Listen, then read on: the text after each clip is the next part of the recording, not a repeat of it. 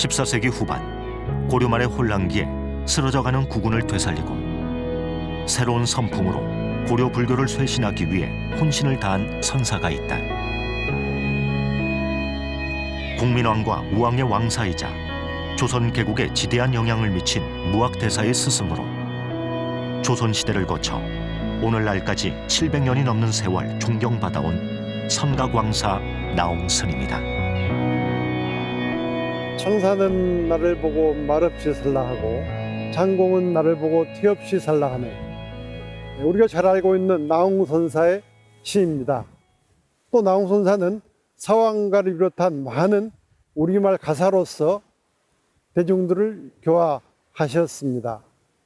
나홍선사가 살던 고려 말의 시대는 고려불교가 점점 스그라들던 때였습니다. 그 고려불교를 새로 일으킨 중심에 나홍선사가 있습니다. 그 나홍선사는 생불로 불릴 만큼 많은 사람들의 존경을 받았고 정말 예가 드물게 무려 7곳에 선사를 기리는 비가 세워졌습니다. 왜 그렇게 나홍선사에 대한 존경의 도가 넘쳤을까요? 대비고승전 나홍선사편은 선사께서 태어나신 경상북도 영해 이곳 장육사에서 그 길을 시작하도록 하겠습니다.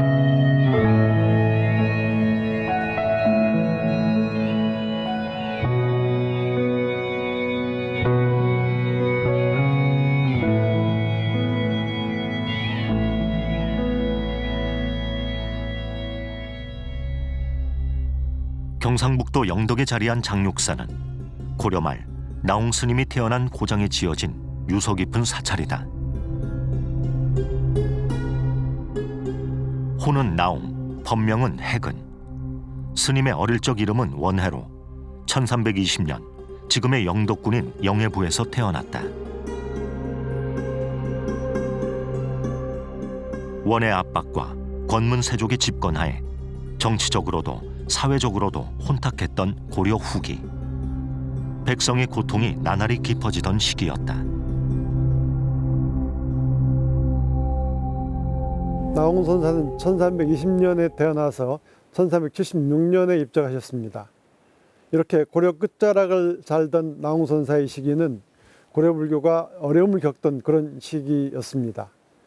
전시기 고려불교는 수선사나 백년사의 힘찬 결사운동이 새로운 바람을 불리키면서 크게 활성화되었던 그런 시기였습니다.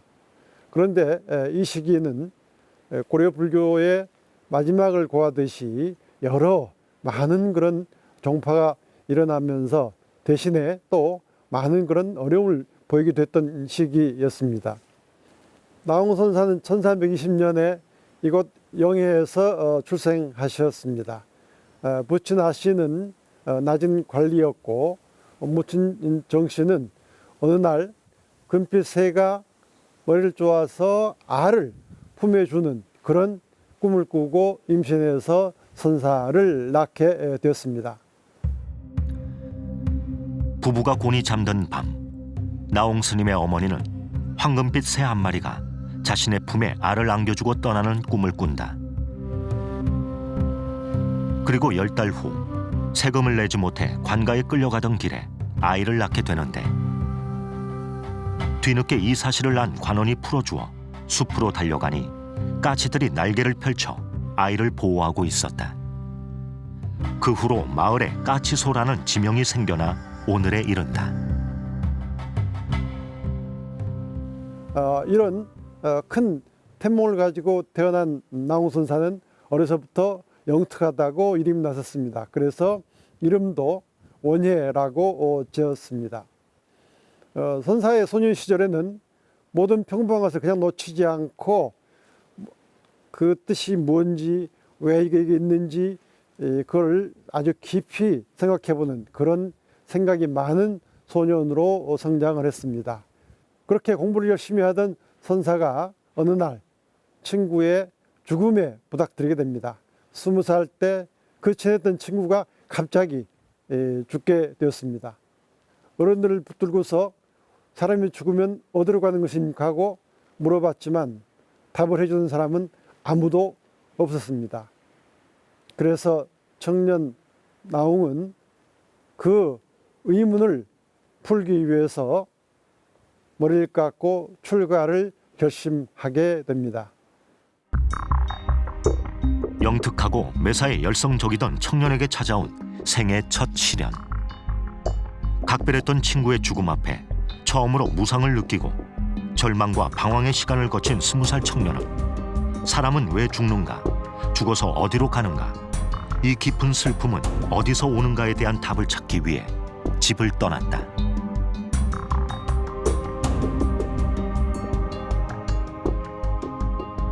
생사의 문제를 해결하겠다는 굳은 결의로 고향을 떠나온 청년 나옹이 도착한 곳은 영해에서 300리나 떨어진 문경의 공덕산 묘조감이었다. 묘조감은 신라시대 부설 거사가 창건하고 나옹 스님이 출가한 곳으로 억불 숭유의 조선시대에도 불교의 성지로 이름 높았던 도량이다. 공덕산 묘저감입니다. 나옹 선사께서 20살에 가까운 친구의 죽음을 목도하고 죽으면 과연 어디로 가는 것인가 하는 의문 끝에 출가했던 바로 그 도량입니다. 나옹 선사는 이곳에 계신 요연 선사에게 출가를 했습니다. 선사께서 물었습니다. 왜 출가를 하려고 합니까? 삼계를 추출해서 중생을 구하기 위해서입니다. 지금 와 있는 이 물건이 무엇인고? 능히 말하고 능히 듣고 해서 여기에 와 있습니다. 본체가 무엇인지 찾을래도 볼 수가 없고 물건이 무엇인지 찾을래도 찾을 수가 없습니다. 저는 어떻게 수행해야 되겠습니까? 선사께서 답하십니다. 나도 평생 그걸 공부해 왔지만 아직도 찾지를 못했어. 그래서 자네는 더 좋은 스승을 만나서 다른 곳에 가서 공부하는 것이 좋겠어 라고 나옹 선사를 더 큰 터전을 찾아서 떠나도록 권유를 했습니다. 바로 그 제자의 그 스승이지요. 요연 선사께서는 나옹 선사의 큰 기량을 알아보고 이곳 조용한 곳에 머물지 말고 더 큰 곳에서 더 좋은 스승을 찾아서 정말 법기가 되도록 그렇게 격려를 해 주었던 것입니다. 이곳 묘저감은 아마 나옹 선사께서 처음 오셨던 때나 지금이나 마찬가지로 이렇게 고요한 곳에 정말 좋은 수도처로 자리 잡고 있는 것 같습니다. 지금 이건 공덕산이라고 부르는데 사불산이라고도 불렀습니다. 왜냐하면 바로 저 앞에 보이는 사불산 바위가 있기 때문입니다. 상북유사에도 있는 아주 널리 알려진 그런 바위입니다. 하늘에서 큰 바위가 떨어졌는데 보니까 내면에 부처님이 새겨졌습니다. 그래서 저기에 모셔놓고 이렇게 공양을 했다라고 하는 얘기가 이미 신라 때부터 전해오는 얘기입니다. 아마도 그래서 나옹 선사께서는 저 영해에서 300리나 떨어진 이곳 묘저감을 찾은 이유는 그러한 좋은 수행터에서 좋은 수행을 하기 위해서 찾아왔던 게 아닌가 생각이 됩니다.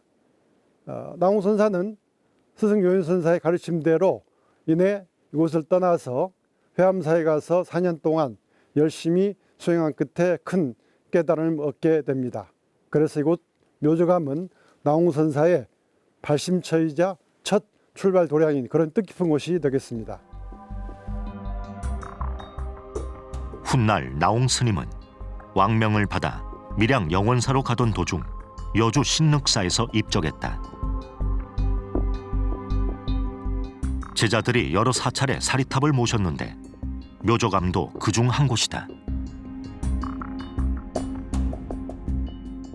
친구의 죽음으로 고민하던 청년이 출가해서 깨달음을 얻고 한 나라의 왕사로서 존경받는 생을 마친 뒤 자신이 출가했던 그 자리에 마지막 자취를 남긴 것이다. 지금 보시는 승탑은 묘저감에 있는 나옹 선사의 승탑입니다. 조선시대 일반적인 석종형 승탑을 하고 있습니다. 근데 바로 이 승탑 양식이 나옹 선사로부터 시작되게 됩니다. 사실 나옹 선사는 신륵사에서 입적을 하고 그 이듬해에 회암사에 본 승탑과 탑비를 모셨습니다. 그리고 나서 신륵사를 비롯해서 이곳 묘저감 그런 여러 곳에 스님이 인연터에 모두 9군데나 승탑을 모시게 됩니다. 이것은 지금까지 볼 수 없었던 그런 새로운 일이었습니다. 마치 부처님 멸반 후에 곳곳에 사리를 나누어 모셨듯이 나홍선사도 후대의 제자와 많은 사람들은 그 덕을 존경하고 따르는 의미에서 이렇게 많은 곳에 승탑을 모시게 되었던 것입니다. 아마도 그러한 후대의 존경이 조선시대에 지금 보는 것 같은 석종형 승탑이 나홍선사의 탑을 따라서 일반화되는 그런 모습으로 이렇게 남게 됐는지도 모르겠습니다. 그래서 우리는 이 묘저감의 나홍선 승탑 앞에서 그런 선사의 후대에 끼친 크나큰 그림자를 다시 한번 확인하게 됩니다. 오랜 발굴 끝에 왕실 사찰의 위용을 드러낸 회암사지. 고려 충수광 때 인도의 고승 지공화상이 창건하고 우왕 2년 나홍 스님이 중창한 회암사는 조선시대에 이르러 왕실의 전폭적인 후원을 받는 국가적인 위상을 갖추게 된다.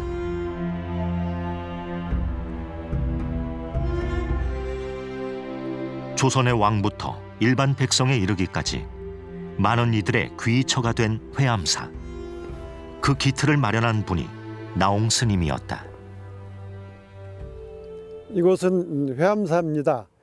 지금은 터로만 남아있는 회암사 지가 되겠습니다.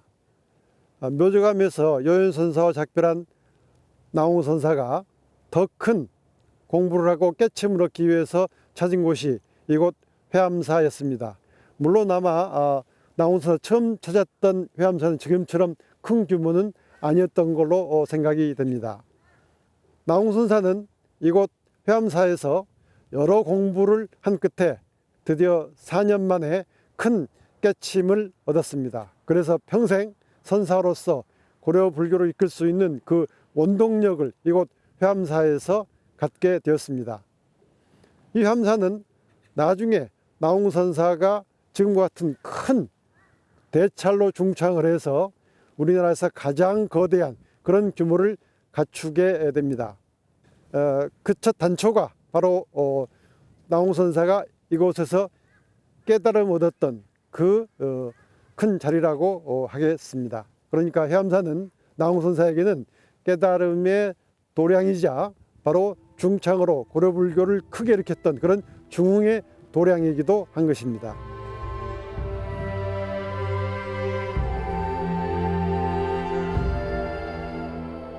은사 요연선사의 권유로 묘저감을 떠나 전국의 사찰을 돌며 정진하던 나홍 스님은 이곳 회암사에서 대오를 이루었다.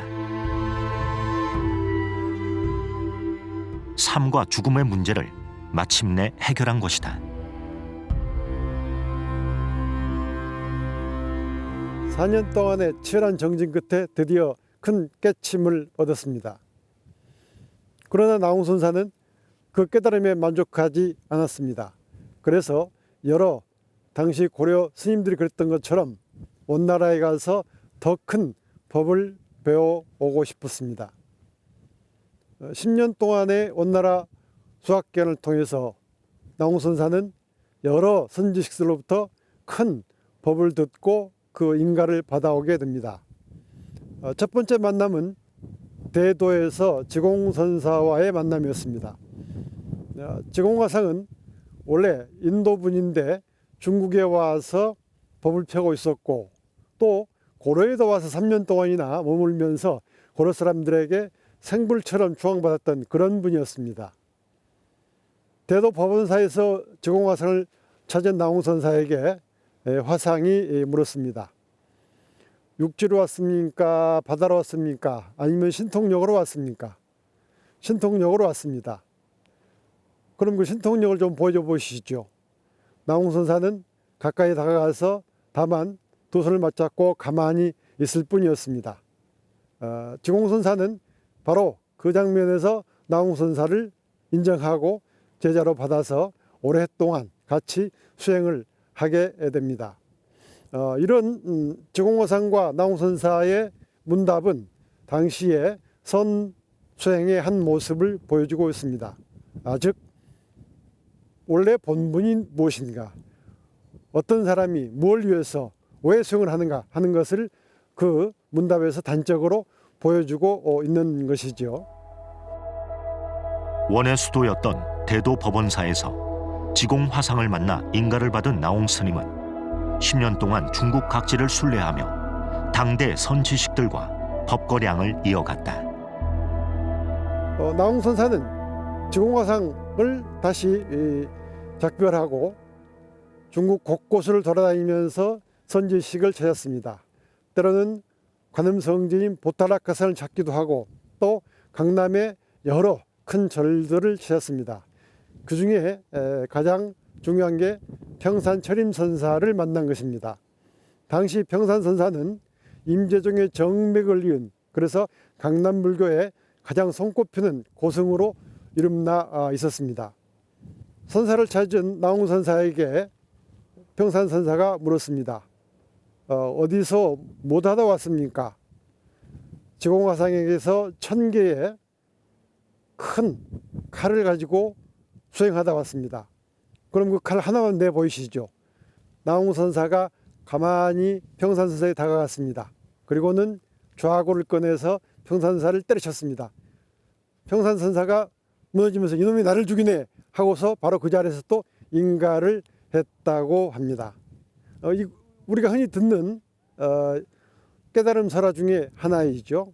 바로 그 자리에서 당대 최고의 선지식 평산철임 선사는 나홍 선사를 인정하고 자신이 스승으로부터 전해왔던 가사와 불자를 전해주면서 바로 수제자로 인정을 하게 됩니다. 이 또한 나홍 선사가 중국에서 찾고자 했던 선수행의 본질의 하나를 보여주고 있습니다. 이렇게 해서 나홍 선사는 원나라에 있는 10년 동안 정말 이름 있는 그런 많은 스승들을 찾아다니면서 직접 법을 묻고 그대로 또 법을 전수받고 오게 되는 것이죠. 크게 보아서 대도, 즉 북방에서 활동하던 지공화상과 강남, 즉 남쪽에서 활동하던 평산철임선사의 법을 정통을 이음으로써 나홍 선사는 당대의 주요한 선의 최고봉들로부터 모두 인정을 받고 그 수제자로서 정통을 받아가지고 오게 된 것입니다. 임재종의 선지식, 평산철임 선사의 법맥을 이은 뒤 원나라 순제에게 광제 선사의 주지로 추대받을 정도로 중국 대륙의 명성을 떨치던 나홍 스님은 1358년 공민왕 7년이 되던 해 순제의 만류를 무릅쓰고 고려로 돌아왔다. 공민왕의 개혁 시도에도 고려의 구군은 점점 더 빛을 잃어가고 성리학으로 무장한 신진 사대부들의 불교 비판이 점점 더 거세어지는 상황. 고려 말의 위기에서 나라를 바로 세우고 고통받는 백성을 구하기 위한 나홍 스님의 본격적인 행보가 시작된다.